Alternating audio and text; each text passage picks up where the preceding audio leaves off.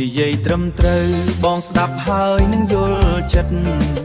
បើមនុស្សគោរពសិទ្ធពិភពលោកនឹងល្អពិត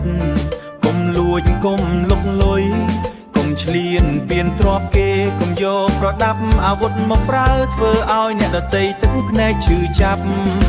ប្រាសាទដូនតាយើងជាបែបតិចផុនថ្លៃថ្លាទីតាំងបុរាណដើមកុំបំផ្លាញឆក់ប្លន់លួចដីព្រំទឹកសមុទ្រមានច្បាប់កំណត់ច្បាស់គោរពតាមច្បាប់ UN ឆ្នាំ1582ប្រទេសធំតូចណាក៏មានសិទ្ធិរស់ស្មើគ្នាកុំយកកម្លាំងខ្លួនទៅសង្កត់អ្នកខ្សោយបើគោរពដែនដីគោរពដែនទឹកជាប់គ្នាពិភពលោកមានសិទ្ធិដីទឹកជាប់គ្នា